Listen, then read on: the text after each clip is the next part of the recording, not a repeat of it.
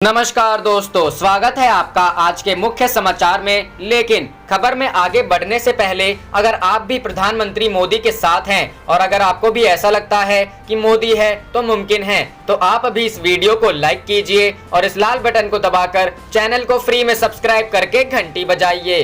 रुख करते हैं पहले खबर की तरफ। बीजेपी ने किसानों से कहा, जिनका कर्ज नहीं हुआ माफ वे कमलनाथ और राहुल गांधी के खिलाफ फाइल करें केस, हम करेंगे कार्रवाई। जी हां दोस्तों, मध्य प्रदेश के पूर्व मुख्यमंत्री कमलनाथ ने पद संभालने के कुछ घंटों के भीतर ही किसानों का लोन माफ करने का ऐलान कर दिया था, जो कि अब ठंडे बस्ते में जाता हुआ दिखाई दे रहा है। दरअसल प्रदेश की नवगठित बीजेपी सरकार ने उन सभी किसानों से अपील की है कि जिन्हें कर्ज माफी के प्रमाण पत्र दिए गए थे और उनका कर्ज माफ नहीं हुआ है, वे राहुल गांधी व कमलनाथ के खिलाफ केस दर्ज करा सकते हैं। दिसंबर 2018 में कमलनाथ के पद संभालने के कुछ ही घंटों के भीतर जय किसान फसल श्रम माफी योजना की घोषणा की गई थी। कांग्रेस ने राहुल गांधी के नेतृत्व में 10 दिनों के भीतर 2 लाख तक के कृषि ऋणों को माफ करने का वादा किया था।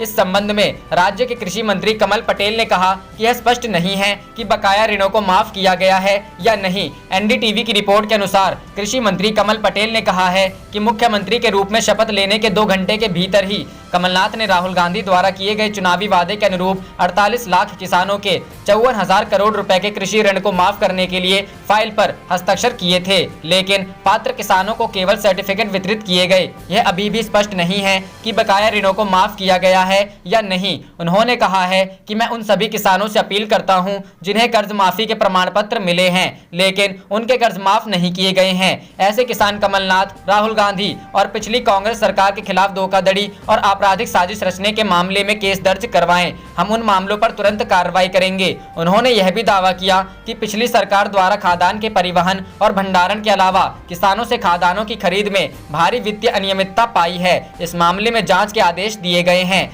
कमल पटेल के बयान के बाद कांग्रेस ने इस तरह के आरोपों का खंडन किया है। रुख करते हैं अगली खबर की तरफ। महाराष्ट्र कैबिनेट की बैठक कैंसिल, खतरे में सीएम उद्धव ठाकरे की कुर्सी। जी हां दोस्तों, महाराष्ट्र कैबिनेट की बैठक कैंसिल हो गई है। डिप्टी सीएम अजीत पवार की अगुवाई में आज होने वाली कैबिनेट की बैठक को आज अचानक निरस्त कर दिया गया है। इस कैबिनेट बैठक में चुनाव आयोग से विधान परिषद चुनाव कराने की मांग की जानी थी, ताकि मुख्यमंत्री उद्धव ठाकरे के 6 महीने पूरे होने से पहले यानी 27 मई से पहले चुनाव कराया जा सके। उद्धव ठाकरे को राज्यपाल कोटे से एमएलसी बनाने के लिए कैबिनेट लगातार गुहार लगा रहा है, लेकिन राज्यपाल की ओर से अब तक कोई सटीक जवाब नहीं आया है। मुख्यमंत्री उद्धव ठाकरे को विधान परिषद का सदस्य मनोनीत करने के प्रस्ताव को लेकर महाविकास अघाड़ी का प्रतिनिधिमंडल कल राज्यपाल भगत सिंह कोश्यारी से मिला, लेकिन सूत्रों की माने तो राज्यपाल भगत सिंह कोश्यारी ने उद्धव को एमएलसी बनाने के लिए कोई हामी नहीं भरी है। उद्धव ठाकरे ने 28 नवंबर 2019 को मुख्यमंत्री पद की शपथ ली थी और अभी वह विधानमंडल के किसी भी सदन के सदस्य नहीं है। संविधान के तहत उन्हें 6 महीने के अंदर यानी 27 मई 2020 तक किसी सदन का सदस्य बनना जरूरी है। उद्धव ठाकरे बिना चुनाव लड़े ही सीधे सीएम बने हैं, ऐसे में उन पर यह नियम लागू होता है। उद्धव की कुर्सी बचाने के लिए आज कैबिनेट बैठक में चुनाव आयोग से विधान परिषद चुनाव कराने की अपील की जानी थी। इसके लिए 3 मई को लॉकडाउन खत्म होने के तुरंत बाद चुनाव आयोग को विधान परिषद की खाली पड़ी सीटों के लिए चुनाव का ऐलान करना होगा। रुख करते हैं अगली खबर की तरफ। कोरोना महामारी के बीच सिंधिया ने शुरू की उपचुनाव की तैयारी, एक कॉल से सियासत गरमाई। जी हां दोस्तों, मध्य प्रदेश में कोरोना वायरस संक्रमित मरीजों की संख्या रोजाना बढ़ती जा रही है। मुख्यमंत्री शिवराज सिंह चौहान ज्योतिरादित्य सिंधिया के चहेतों के दम पर सीएम बनकर दिन रात इस वैश्विक महामारी से जंग लड़ने में जुटे हुए हैं, लेकिन होली के मौके पर कांग्रेस छोड़कर भाजपा में आए महाराज को अभी कोरोना वायरस के साथ साथ सिर पर मंडरा रहे उपचुनावों की चिंता भी सता रही है। जानकारी के मुताबिक यही वजह है कि वह अपने काम पर जुट गए हैं और कार्यकर्ताओं को फोन करके अपने चहेते नेताओं को उपचुनाव में दोबारा विधानसभा में पहुंचाने के लिए काम पर लग जाने को कह रहे हैं। पीछे कांग्रेस भी नहीं है, लेकिन अपने पूर्व महाराज पर निशाना साधने से भी नहीं चूक रही है। उपचुनाव को लेकर ज्योतिरादित्य सिंधिया किन गतिविधियों में लगे हैं, उसकी एक बानगी मध्य प्रदेश कांग्रेस के एक प्रवक्ता नरेंद्र सलूजा के एक ट्वीट में मिलता है। उसमें उन्होंने लिखा है, कोरोना की इस भीषण महामारी में ज्योतिरादित्य सिंधिया के सामवेर में कार्यकर्ताओं को फोन पहुंचे कि उपचुनाव जिताना है। ध्यान रखना, अभी तो समय है। कोरोना से पीड़ित लोगों का दुख दर्द जानना, इस महामारी से निपटना, इस संकट में भी राजनीति, ये कैसी जनसेवा, ये कैसे जनसेवक। मतलब धुआं उठा है तो आग भी कहीं जरूर लगी होगी। जानकारी के मुताबिक महाराज ने सामवेर के एक कार्यकर्ता को फोन कर कहा कि सिंधिया बोल रहा हूं, उपचुनाव की तैयारी अच्छे से करना है, घर पर भी सबको कह देना कि मैंने फोन किया था। उपचुनाव में मंत्री तुलसी सिलावट की मदद के लिए कह रहे हैं। रुख करते हैं अगली खबर की तरफ। महाराष्ट्र में जबरन लादा जा रहा है आपातकाल, फडणवीस। जी हां दोस्तों, महाराष्ट्र के पूर्व मुख्यमंत्री व विपक्ष के नेता देवेंद्र फडणवीस ने ठाकरे सरकार की खिंचाई की है। उन्होंने आरोप लगाया है कि राज्य सरकार छुपे तौर पर आपातकाल लागू करने का प्रयास कर रही है। इसको लेकर उन्होंने भाजपा प्रतिनिधिमंडल के साथ राज्यपाल भगत सिंह कोश्यारी से मुलाकात की और उन्हें पत्र सौंपा। फडणवीस ने कहा कि सोशल मीडिया पर सरकार के खिलाफ बोलने वालों की आवाज बंद की जा रही है, उनके खिलाफ एफआईआर दर्ज की जा रही है। दूसरी तरफ राज्य सरकार ने अखबार के वितरण पर प्रतिबंध लगा रखा है, जबकि विश्व स्वास्थ्य संगठन ने भी स्पष्ट किया है कि अखबार से कोरोना नहीं होता। वहीं इस संबंध में हाईकोर्ट ने सरकार से सवाल भी पूछा है। फडणवीस ने कहा कि राज्य सरकार एक तरह से निष्पक्ष मीडिया पर बंदिश लगा रही है, जो लोकतंत्र के लिए खतरनाक है। यह परोक्ष रूप से राज्य में आपातकाल लगाने जैसा है। रुख करते हैं अगली खबर की तरफ। कलकत्ता हाईकोर्ट ने ममता सरकार को दिए निर्देश, कहा कोरोना के खिलाफ उठाए गए कदमों का पेश करे हलफनामा। जी हां दोस्तों, पश्चिम बंगाल के लेफ्ट नेता फौद हलीम द्वारा दायर की गई जनहित याचिका पर सुनवाई करते हुए कलकत्ता हाईकोर्ट के प्रधान न्यायाधीश ने राज्य सरकार से हलफनामा दायर करने को कहा। प्रधान न्यायाधीश ने हलफनामे में कोरोना से मुकाबला करने वाले डॉक्टर और स्वास्थ्य कर्मी के पास पर्याप्त पीपीई किट पहुंचने की स्थिति को राज्य सरकार से स्पष्ट करने के लिए कहा। इसके अलावा हलफनामे में यह भी स्पष्ट करने के लिए कहा गया है कि आईसीएमआर द्वारा दिए गए दिशा निर्देश के मुताबिक कोविड-19 के टेस्ट किए जा रहे हैं या नहीं। कलकत्ता हाईकोर्ट के प्रधान न्यायाधीश ने कहा कि अगर केंद्र सरकार के साथ राज्य सरकार हाथ से हाथ मिलाकर काम नहीं करेगी तो अपेक्षित परिणाम प्राप्त करना मुश्किल है और कोरोना जैसी महामारी से निपटना मुश्किल हो सकता है। बता दें कि पिछले कई दिनों से राज्य की ममता बनर्जी सरकार और गृह मंत्रालय के बीच राजनीतिक उठापटक चल रही है।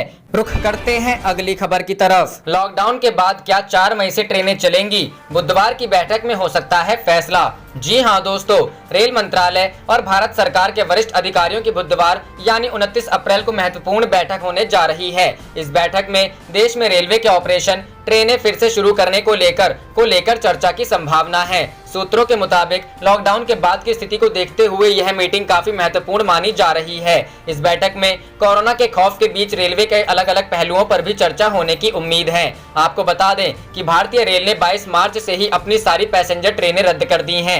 फिलहाल ट्रेनों को 3 मई यानी लॉकडाउन के अंतिम दिन तक रद्द रखा गया है। हालांकि 14 अप्रैल से रेलवे ने आगे की किसी भी तारीख के लिए टिकटों की बुकिंग पर रोक लगा दी है। कई राज्यों ने प्रवासी मजदूरों को वापस भेजने के लिए ट्रेन स्पेशल ट्रेनें चलाने की मांग की है। दूसरी तरफ रेलवे के पास ऐसी भी सलाह आई है कि शुरू में जब भी ट्रेनों को चलाया जाए तो इसमें एसी कोच ना हो ताकि संक्रमण के खतरे को कम किया जा सके।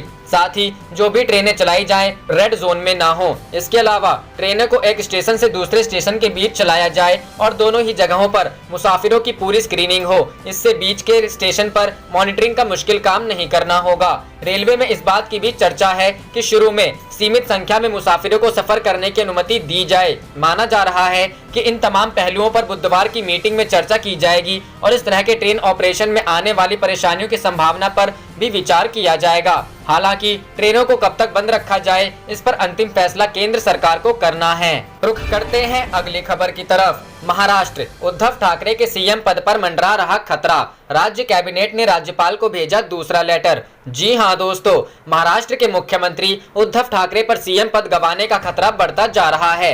राज्यपाल ने अभी तक उन्हें विधान परिषद के लिए नामित नहीं किया गया है। उद्धव इस समय ना तो महाराष्ट्र विधानसभा और ना ही विधान परिषद के सदस्य हैं। उद्धव ने 28 नवंबर को महाराष्ट्र के मुख्यमंत्री पद की शपथ ली थी और इस हिसाब से सीएम बने रहने के लिए 6 माह यानी 28 मई तक उनका विधायक बनना जरूरी है। इसमें करीब 1 माह का ही समय बाकी है। कोरोना वायरस की महामारी के मद्देनजर कोई भी चुनाव नहीं होना है। ऐसे में राज्यपाल की ओर से मनोनयन ही उद्धव के सामने एकमात्र विकल्प बचा है। ठाकरे की सरकार ने सोमवार शाम राज्यपाल भगत सिंह कोश्यारी को दूसरा रिमाइंडर भेजा, जिसमें उद्धव ठाकरे को विधानसभा के ऊपरी सदन यानी विधान परिषद में नामित करने का आग्रह किया। इस संबंध में पहला पत्र 11 अप्रैल को भेजा गया था।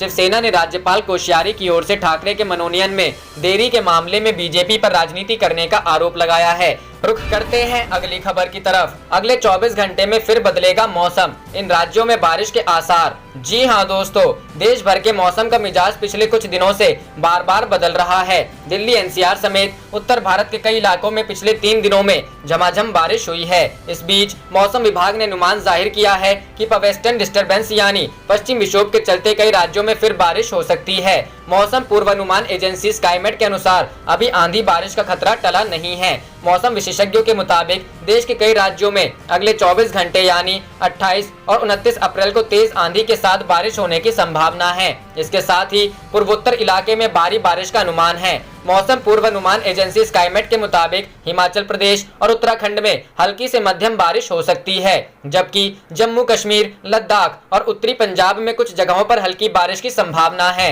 वहीं हरियाणा में भी कुछ जगहों पर बारिश के आसार हैं। इसके अलावा मध्य महाराष्ट्र, मराठवाड़ा, दक्षिण पश्चिमी और पूर्वी उत्तर प्रदेश पर छत्तीसगढ़, बिहार और झारखंड में भी कुछ जगहों पर हल्की बारिश हो सकती है। अगले 24 घंटों के दौरान पूर्वोत्तर भारत के कुछ हिस्सों में हल्की से मध्यम बारिश का अनुमान है। वहीं तमिलनाडु, आंध्र प्रदेश और तेलंगाना में कई जगहों पर हल्की बूंदाबांदी हो सकती है। इससे पहले सोमवार उत्तराखंड, उत्तर पश्चिमी उत्तर प्रदेश, झारखंड के कुछ इलाकों में मध्यम से भारी बारिश रिकॉर्ड की गई है। वहीं पिछले 24 घंटों के दौरान जम्मू कश्मीर, हिमाचल प्रदेश, पूर्वी उत्तर प्रदेश समेत कई जगहों पर हल्की से मध्यम बारिश दर्ज की गई है, जबकि बिहार और राजस्थान के कुछ हिस्सों में हल्की बारिश हुई। मौसम विभाग ने पश्चिमी विक्षोभ के चलते रविवार को दिल्ली एनसीआर में बारिश का अनुमान और ऑरेंज अलर्ट जारी किया था। रुख करते हैं अगली खबर की तरफ। विदेश से भारतीयों को लाने का पीएम मोदी का प्लान, पहले श्रमिकों और फिर स्टूडेंट्स को लाएगी सरकार। जी हां दोस्तों, विदेश और नागरिक विमानन मंत्रालय विदेशों में फंसे हजारों भारतीयों को वापस लाने के प्लान पर काम कर रहा है। इस बीच पीएम मोदी ने इस बड़े निकासी प्लान को लेकर बुनियादी नियम तैयार कर दिए हैं। पीएम मोदी के फैसले के मुताबिक सबसे पहले श्रमिक वर्ग के लोगों को विशेष विमानों में जगह दी जाएगी। इसके बाद दूसरे देशों में फंसे स्टूडेंट्स का नंबर आएगा और फिर उन सभी लोगों को लाया जाएगा जो विदेश नौकरी करने या घूमने गए थे। एक वरिष्ठ अधिकारी ने हिंदुस्तान टाइम्स को बताया, पीएम मोदी स्पष्ट कर दिया है कि सबसे पहले भारतीय प्रवासी कार्यबल को लाया जाए जब देश को संकट से उबारा। एक बैठक में पीएम मोदी ने कहा था कि कैसे गरीब भारतीय प्रवासी कामगारों जो अधिकतर गल्फ देशों में हैं, ने देश को आर्थिक संकट से निकलने में मदद की थी। जैसा कि 1998 जब अटल बिहारी वाजपेयी सरकार ने पोखरण में परमाणु परीक्षण किया तो अमेरिकी सहित दूसरे पश्चिमी देशों ने भारत पर आर्थिक प्रतिबंध लगा दिए थे। स्टेट बैंक ऑफ इंडिया ने रिसर्जेंट इंडिया बॉन्ड को $2 अरब जुटाने के लक्ष्य से जारी किया था और $4 अरब मिले थे।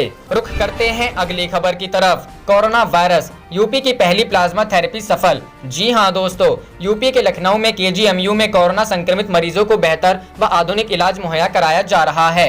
दवाओं के साथ मरीजों में प्लाज्मा थेरेपी करने वाला केजीएमयू यूपी का पहला संस्थान बन गया है। अब यह नोडल सेंटर की तरह काम करेगा। उरई के 58 वर्षीय डॉक्टर में रविवार को प्लाज्मा थेरेपी का प्रयोग सफल रहा। यह जानकारी केजीएमयू कुलपति डॉक्टर MLB भट्ट ने सोमवार को ऑनलाइन प्रेस वार्ता में दी। कुलपति ने कोरोना को हराने वालों से प्लाज्मा दान करने की भी अपील की। उन्होंने बताया कि प्लाज्मा देने से शरीर को कोई नुकसान नहीं होता, बल्कि गंभीर कोरोना पीड़ितों की जान बचाई जा सकती है। महामारी में प्लाज्मा थेरेपी बड़ा हथियार। प्लाज्मा थेरेपी से कोरोना मरीजों के इलाज में सफलता मिलने पर केजीएमयू प्रदेश के अन्य मेडिकल कॉलेजों के डॉक्टर को प्रशिक्षण देगा।